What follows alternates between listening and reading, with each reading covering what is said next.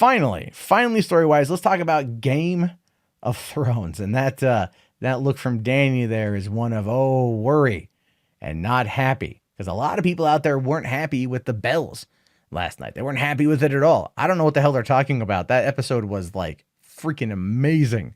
Amazing.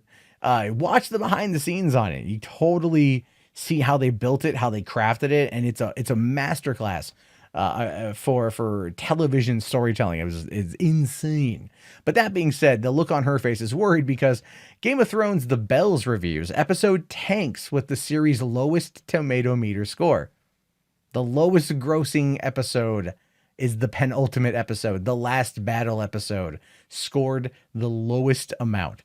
It says here, critics lament queens be crazy in the penultimate episode. All right. Now it says here, it's not an easy thing to be the lowest scoring Game of Thrones episode in series history, but episode 5, The Bells, at 49% rotten, has done it.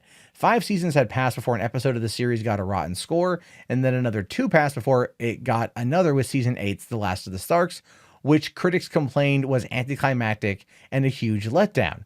Was it though? Was it really anticlimactic? It wasn't. They leapfrog these episodes to like give us, a little interpersonal stuff, and then they move on to something big, and then they're gonna end it next week. Anyway, the series' 8th and final season is struggling relative to its predecessors, with its latest episode at 49% on 69 reviews, following the previous week's score of 57%. Season 8 dropped to 73% on Monday. Every other season is certified fresh at 91% or higher on the tomato meter. The final episode will have to score an 85% or higher for the season in order to qualify for certified fresh status. It is now mathematically impossible for the season to be anything but the lowest scoring season of the series. But hey, they say some good news here. The rumors are coming out now that George R.R. Martin has actually finished the last 2 books in the franchise, but couldn't be asked to actually release them, before the series finale, right? Maybe he wanted to, like I said in my review of it last night, he wants to kind of maybe treat it like Full Metal Alchemist Brotherhood, where it's like, no, the manga, they did their thing over here. We're doing our thing over here. This is the more true version of it. But here's the thing. I mean, for one, 68 people reviewed the episode for Rotten Tomatoes, 68 chosen critics. A lot more people watched it, right? If you look at the numbers that HBO puts out there, they say that it's somewhere in the neighborhood of around 17 million people watched it on HBO. That's 17 million accounts. And that's not including how many people are in the room actually watching it. I saw it at my dad's house last night, and there was like 4 of us in the room.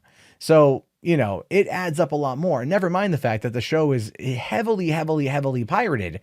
And they usually say that it was pirated about as many times as it was watched on HBO. So you've got over 32 million people, or at least over 30 million people watching this episode. But yet 68 reviewers are the ones that dictate and determine the score. It's one of the reasons why I have a lot of trouble with Rotten Tomatoes as a whole. They're definitely kind of up their own ass with the smugness of what they do. And I get that. And I totally get that. It just, I don't know.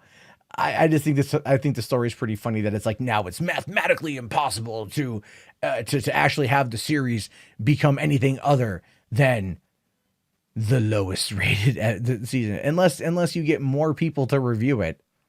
And there's a lot more than 68, reviewers for Game of Thrones that are going to come out there and maybe give it a positive, then it could raise it up. I'm just saying. I think at this point now, more people are just wanting to jump on the shit on Game of Thrones bandwagon than actually discuss the show. If I'm being honest with you, I think that's the case. I think people just want to crap on it. And that's unfortunate because the show ultimately does deserve a lot better.